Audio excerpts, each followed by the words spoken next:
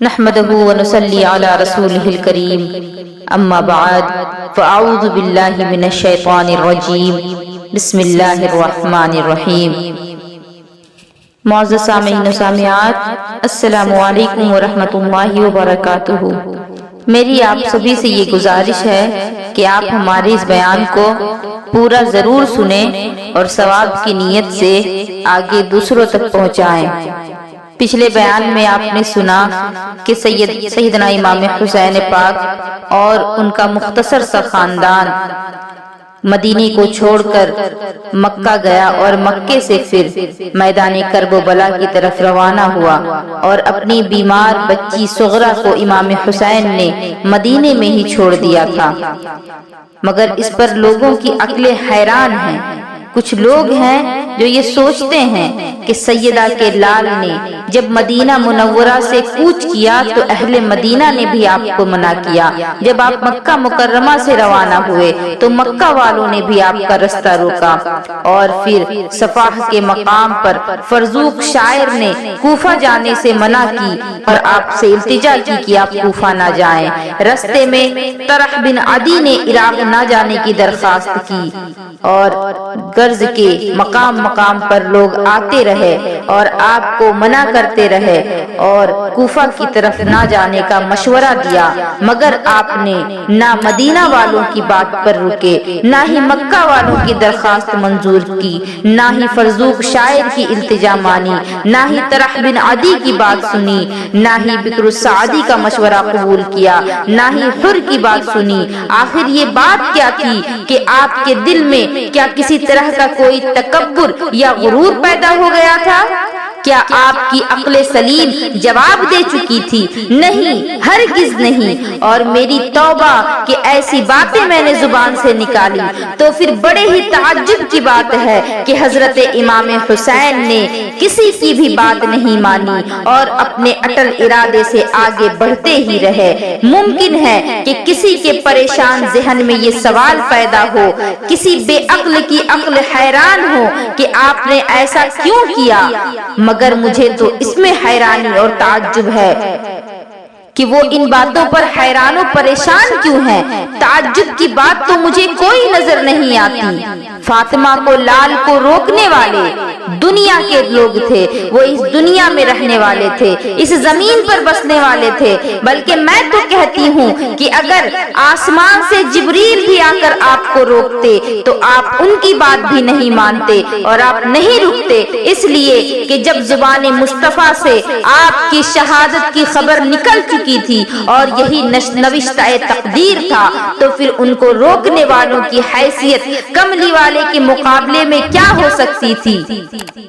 اور جب اللہ کی مرضی یہی تھی کہ کربلا کی زمین ان کے خون سے سیراب ہو، تو پھر دنیا کی کوئی طاقت اس منشاء الہی کو روک نہیں سکتی تھی۔ اور چونکہ امام حسین کو روکنے والے بھی آپ کی شہادت کی پیشن گوئی سے واقف تھے، اس لیے میری ذاتی رائے میں تو اللہ کے شیر کو روکنے والے خود ہی غلطی پر تھے، لیکن وہ لوگ بھی اس وجہ سے روک رہے تھے کہ کہیں قیامت کے دن ان سے یہ سوال نہ کیا جائے کہ جب میرا حسین اپنی جان دینے کو کربلا کو جا رہا تھا تو پھر تم نے انہیں روکا کیوں نہیں، تم نے ان کے ساتھ کھڑے ہونے کا انہیں وعدہ کیوں نہیں دلایا؟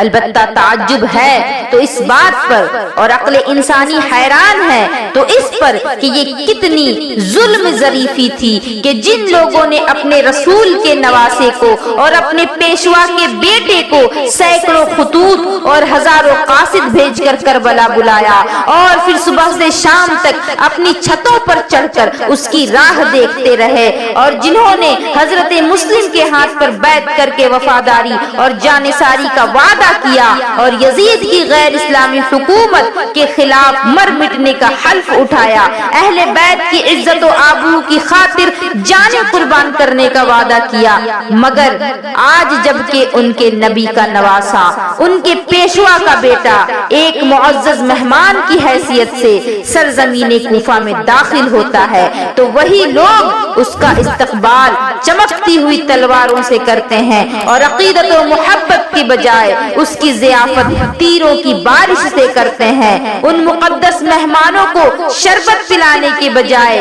ان پر اور معصوم بچوں پر پانی بھی بند کر دیتے ہیں، اور جس کو یہ یقین دلا کر کربلا بلایا تھا کہ تمام کوفہ آپ کی بیعت کے لیے تیار ہے اور آپ پر جان قربان کرنے کے لیے بےتاب ہے، لیکن جب وہ انتہائی مظلوم و بے کسی کی صورت میں ان کے پاس آتا ہے تو پھر وہی لوگ اپنے کیے ہوئے تمام وعدوں سے منہ موڑ لیتے ہیں اور قربان ہو جانے کی قسموں کو توڑ دیتے ہیں اور یزید کی بیعت کرنے پر ان کو مجبور کرتے ہیں۔ اور پھر یہ بھی حیرت کی بات ہے کہ صرف 72 لوگوں، مٹھی بھر لوگوں کے مقابلے میں، اور جن کے پاس کسی طرح کا جنگ کا کوئی سامان بھی نہیں تھا، یہ چھوٹی سی جماعت ان کے مقابلے میں جنگ کرنے کے لیے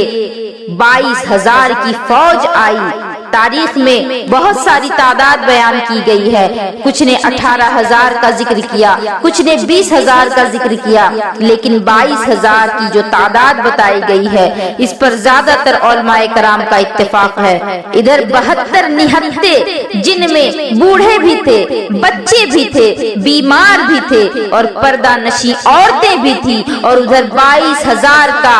جنگ آزمودہ لشکر جرار میدان میں لانے کی کیا ضرورت تھی؟ اگرچہ اس کی مثال کہیں بھی نہیں ملتی، مگر چونکہ انہوں نے شیر خدا کو خیبر کے قلعے کا دروازہ اپنے ہاتھوں سے اٹھاتے دیکھا تھا اور مرحب کی لاش ذوالفقار حیدری کی مار سے زمین پر تڑپتی دیکھی تھی، جنگ بدر و حنین میں شاہ مردہ کی تیغ برا کی کاٹ دیکھ چکے تھے، غزوہ خندق میں عمرو بن عبدود کے مقابلے میں علی کی قوت پروردگار کا نظارہ کر چکے تھے، اور وہ یہ جانتے تھے کہ اگرچہ یہ مٹھی بھر جماعت ہے اور ان کے پاس کسی طرح کا کوئی جنگی سامان نہیں، لیکن ان کے پاس لڑائی کا کوئی سامان نہ بھی ہو،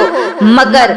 وہ یہ بھی جانتے تھے کہ ان کی رگوں میں اسی شیر خدا کا خون دوڑ رہا ہے، ان کے سینوں میں اسی شاہ مردہ کا دل دھڑک رہا ہے، ان کے بازوؤں میں وہی قوت پروردگار ہے، اور وہ یہ بھی جانتے تھے کہ ایسے اسلام کے شیروں کا مقابلہ کرنا آسان نہیں ہے، اس لیے تو وہ اتنی بڑی فوج اور اتنا بڑا لشکر میدان میں لے کر آئے تھے، اور اسی خوف کے بنا پر ان ظالموں نے آل محمد پر پانی بھی بند کر دیا تاکہ سخت گرمی میں پیاس کی شدت سے جب یہ لوگ کمزور ہو جائیں تو پھر لڑائی شروع کی جائے۔ آپ ان کوفہ والوں کی مکاریاں تو دیکھیں کہ ایک طرف تو خطیں لکھ لکھ کر کے حضرت امام حسین کو بلا لیا اور دوسری طرف ان پر ظلم و ستم کے پہاڑ توڑ دیے۔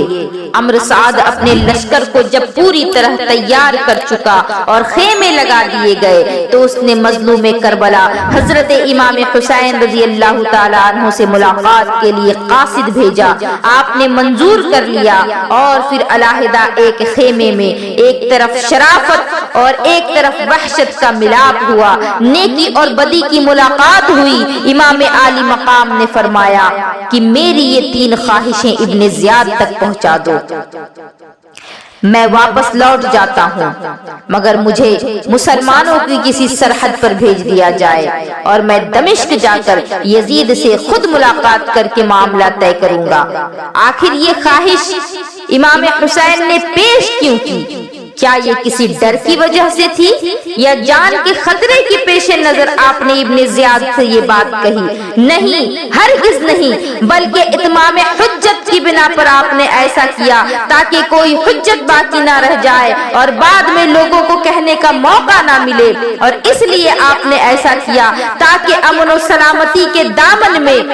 داغ نہ لگے اور امن و سلامتی کے اس فرشتے پر جنگ کو دعوت دینے کا الزام نہ لگایا جا سکے۔ اور اگر اس اللہ کے شیر کو موت کا خوف ہوتا اور جان جانے کا ڈر ہوتا تو وہ اپنے نانا مصطفیٰ کا روضہ اقدس چھوڑ کر مدینے سے نکلتا ہی کیوں؟ اگر اس کو اپنے اور اپنے بچوں کی جانیں عزیز ہوتی تو وہ اللہ کے گھر کو سلام کر کے مکے سے کوچ ہی کیوں کرتا؟ وہ تو نانا مصطفیٰ کی اس حدیث پاک پر عمل کرنے کے لیے گھر سے نکلا تھا کہ الجنت تحت ظلال السیوف، کہ جنت تلواروں کے سائے میں ہے، اور وہ قیامت تک آنے والے مسلمانوں کو یہ سبق دینے کے لیے میدان کرب و بلا میں آیا تھا کہ نہ مسجد میں نہ بیت اللہ کی دیواروں کے سائے میں، نہ مسجد میں نہ بیت اللہ کی دیواروں کے سائے میں نماز عشق ادا ہوتی ہے تلواروں کے سائے میں۔ شہزادہ کونین کی یہ تینوں خواہشیں عمرو سعد نے قاصد کے ذریعے ابن زیاد تک پہنچا دی، مگر ابن زیاد کا پتھر دل نرم نہ ہو سکا۔ اس نے جواب میں عمرو سعد کو لکھا کہ حسین ابن علی پہلے یزید کی بیعت قبول کریں، پھر دوسرے معاملات پر غور کیا جائے گا۔ میں نے تمہیں حسین کا سر لینے کے لیے بھیجا تھا، ان سے صلح کرانے کے لیے نہیں۔ خبردار، حسین ابن علی سے اس وقت تک کوئی رعایت نہ کی جائے جب تک وہ یزید کی بیعت قبول نہ کرے، اور اگر تم نے میرے اس حکم کی نافرمانی کی تو ہر قسم کے انعام و اکرام سے محروم کر دیے جاؤ گے، اور تمہیں تمہارے منصب سے بھی دور کر دیا جائے گا۔ محرم الحرام کی 7 تاریخ کو شمر بن جوشن ابن زیاد کا دوسرا حکم لے کر عمرو سعد کے پاس پہنچا کہ نہر فرات پر فوراً قبضہ کر لیا جائے اور حسین ابن علی کے خیموں میں پانی کی ایک بوند بھی جانے نہ دی جائے۔ چنانچہ ان بے رحموں اور ظالموں نے فوج کا ایک دستہ بھیج کر نہر فرات پر پوری طرح سے قبضہ کر لیا۔ پانی بند کر دینے کے بعد بھی عمرو سعد پیام پر پیام اور قاصد پر قاصد بھیجتا رہا کہ اب بھی وقت ہے، یزید کی بیعت کا اقرار کر لو ورنہ سزا بھگتنے کے لیے تیار ہو جاؤ۔ مگر وہ راکب دوش رسول ہر بار یہی جواب دیتا کہ میں اپنا سب کچھ قربان کر دوں گا، لیکن ایک فاسق و فاجر کی بیعت کبھی قبول نہیں کروں گا۔ جب صلح کی کوئی صورت نہ نکل سکی اور حضرت امام نے سمجھ لیا کہ اب جنگ ہو کر ہی رہے گی، تو آپ اپنی وفادار اور غمگسار بیوی حضرت شہربانو کے پاس گئے اور فرمایا، شہربانو، میں جانتا ہوں کہ تم نوشیروان عادل کی پوتی ہو اور نامور اور پرشکوہ ایران کے بادشاہ کی بیٹی ہو، ریشمی بستروں پر سونے والی اور سونے اور چاندی کے برتنوں میں پانی پینے والی شہزادی ہو، ایران کی شہزادی ہو، مگر تم نے میرے ساتھ جس حوصلے اور صبر و سکون سے زندگی بسر کی ہے میں اس کا شکر گزار ہوں، اور میرے گھر میں تم نے جس ذوق و شوق کے ساتھ خدمات انجام دی ہیں میں ان کا ممنون ہوں، لیکن عرب والوں نے تمہاری قدر نہیں کی۔ ان ظالموں نے تمہیں یہ دن بھی دکھا دیا کہ آج تم اور تمہارے بچے پانی کے ایک قطرے کو ترس رہے ہیں، اور میں جانتا ہوں کہ تم پر یہ مصیبت کی راتیں اور دکھوں کے دن میری ہی وجہ سے ہیں، اور اب چونکہ حالات دھیرے دھیرے بگڑتے ہی جا رہے ہیں اور یہ پتہ نہیں کہ کس وقت دشمنوں کی طرف سے جنگ کا اعلان ہو جائے، اس لیے بہتر یہی ہے کہ تم اپنے بچوں کو ساتھ لے کر ایران چلی جاؤ، جہاں تم چاہتی ہو وہاں چلی جاؤ، اور اس کا انتظام میں خود کر دیتا ہوں۔ مگر قربان جائیں امام حسین کی اس غمگسار بیوی پر کہ قدموں کی خاک پر فدا ہو جائیں، امام حسین کی اس غمگسار بیوی پر کہ جنہوں نے اس آخری وقت میں بھی اپنے شوہر کا ساتھ نہ چھوڑا، اپنے بچوں کی قربانی دے کر اپنے شوہر کی آن بچائی، اور جو دشت کربلا کے تپتے ہوئے ریگستان میں گرمی کی شدت میں بھوک اور پیاس برداشت کر کے وفادار بیوی ہونے کا حق ادا کر گئی۔ امام عالی مقام کی اس گفتگو سے بیوی شہربانو پر رفقت طاری ہو گئی اور شوہر کے قدموں پر گر پڑی، پھر عرض کی، اے میرے آقا حسین، خدا کے لیے آخری وقت مجھے اپنے دروازے سے دھکا نہ دو، اپنے قدموں سے دور نہ کرو، بلکہ گلشن اسلام کی آبیاری کے لیے مجھے بھی اپنے بچوں کا خون پیش کرنے کی اجازت دے دو، ورنہ دنیا کی عورتیں مجھ پر طعن کریں گی کہ آخر بیگانی تھی اس لیے تو مشکل میں اپنے شوہر کا ساتھ چھوڑ گئی۔ اے عالی مقام آقا، یہ تو ٹھیک ہے کہ میں نوشیروان عادل کی پوتی ہوں، یہ یہ بھی درست ہے کہ شاہی محلوں میں رہنے والی ایران کی ملکہ ہوں، مگر آج میں آپ کے گھر کی لونڈی ہوں، خاندان نبوت کی کنیز ہوں، بی بی زینب کی خادمہ ہوں۔ یا حسین مجھ غریب پر رحم کرو، مجھ بے سہارا پر ترس کھاؤ اور مجھے اپنے قدموں سے دور نہ کرو۔ اگر آج میں آپ کو چھوڑ کر چلی گئی تو قیامت کے دن نانا مصطفیٰ کو کون سا منہ دکھاؤں گی، شیر خدا کے سامنے کس طرح جاؤں گی، حضرت فاطمہ کو کیا جواب دوں گی؟ میں اپنی خدمات کا صلہ، اپنے صبر و شکر کا بدلہ، اپنی قربانی کا بدلہ عرب والوں سے نہیں مانگتی، عجم والوں سے نہیں مانگتی، مکہ والوں سے طلب نہیں کرتی، مدینہ والوں کے سامنے ہاتھ نہیں پھیلاتی، بلکہ اس وفاداری اور جانثاری کا بدلہ قیامت کے دن نانا مصطفیٰ سے ملے گا، علی شیر خدا سے ملے گا،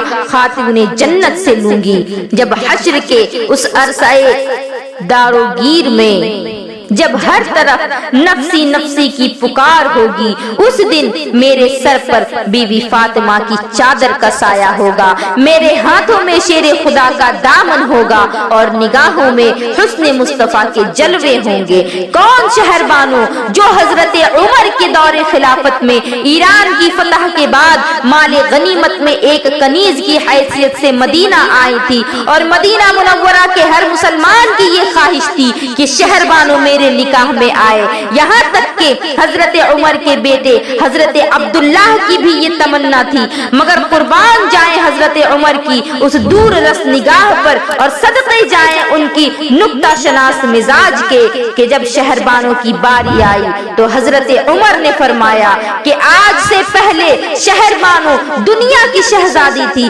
مگر آج میں اس کو دین کی شہزادی بناتا ہوں اور شہربانوں کا نکاح خلیفہ اسلام حضرت امام حسین سے کروا دیا۔ اور پھر یہ امام حسین کی ہی مجلس کا اثر تھا، جگر گوشائے بطول کی ہی اتقاء کا نتیجہ تھا کہ شہربانوں کی زندگی میں ایسا انقلاب آیا کہ چند دنوں کے اندر ہی وہ صحیح معنوں میں دین کی شہزادی بن گئی اور ایران کی سنہری تخت پر بیٹھ کر حکومت کرنے والی ملکہ مدینے میں فقر و درویشی کی چادر اوڑھ کر اور کھجور کی پھٹی ہوئی چٹائی پر بیٹھ کر بارگاہ رب العزت میں سر بسجود ہو کر خوشیاں محسوس کرتی۔ سونے اور چاندی کے برتنوں میں پانی پینے والی شہزادی آج مدینے میں مٹی کے ایک پیالے میں آب زمزم پی کر مسکراتی ہے، اور ایران کے لاکھوں امیر زادیوں کے دلوں پر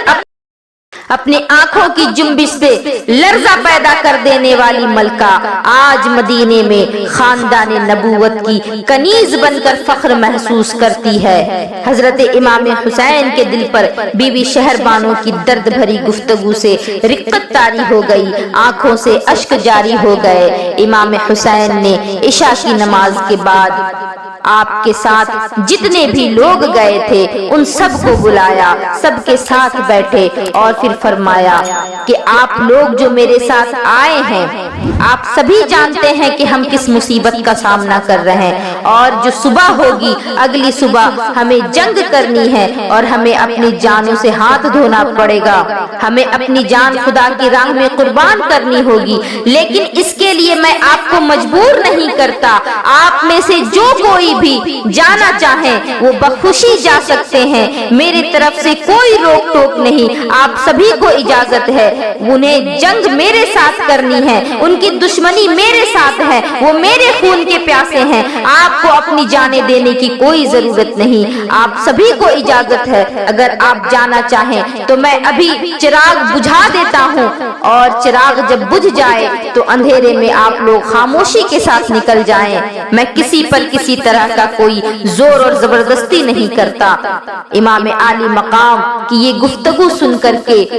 پورے خیمے میں اشکوں کی لڑی جاری ہو گئی اور ہر کسی کی سسکیاں بندھ گئیں۔ کچھ دیر جب گزر گیا تو امام عالی مقام نے دوبارہ چراغ جلایا اور دیکھتے ہیں کہ جتنے لوگ موجود تھے سب کے سب بیٹھے ہیں اور اپنے آنکھوں سے آنسوؤں کو پوچھ رہے ہیں، اور سب نے پھر کہا کہ امام حسین، ہم نے آپ کو اپنا امام مانا ہے اور ہم آپ کا ساتھ اپنے خون کے آخری قطرے تک دیں گے. ہم کبھی آپ کا ساتھ چھوڑ کر نہیں جائیں گے, اور اگر آج ہم آپ کو چھوڑ کر یہاں سے چلے گئے تو پھر قیامت کے دن ہم اپنے آقا محمد مصطفیٰ کو کون سا منہ دکھائیں گے؟ انہیں کیا جواب دیں گے جب مولا علی شیر خدا ہم سے پوچھیں گے کہ تم نے میرے حسین کو میدان کربلا میں تنہا چھوڑ دیا؟ جب بی بی فاطمہ ہم سے پوچھیں گی کہ تم نے میرے لختے جگر کو کربلا میں بے یار و مددگار چھوڑ دیا, تو ہم انہیں کیا جواب دیں گے؟ ہمیں بھی قیامت کا ڈر ہے, ہمیں بھی خدا کا ڈر ہے, ہم آپ کا ساتھ ہرگز نہیں چھوڑیں گے. یہاں میں ایک بات بتانا چاہوں گی کہ حضرت موسیٰ علیہ السلام پر جب مشکل وقت آیا تو ان کی قوم منو سلوہ کھانے والی لڑنے سے جواب دے گئی. حضرت عیسیٰ علیہ السلام پر جب مشکل وقت آیا تو آپ پر نثار ہو جانے کا وعدہ کرنے والے حواری جواب دے گئے, مگر واہ رے میرے آقا حسین کے ساتھیوں, تم نے نثار ہونے کا حق ادا کر دیا, وفاداری کی مثال قائم کر دی, کسی کو سبق دینے کا سبق دے گئے, اور یار کی خاطر جانیں قربان کر کے رسم دوستی کا لاج رکھ لیا. سیدہ کا لال ہر خیمے سے یہ جواب لے کر جب واپس آیا,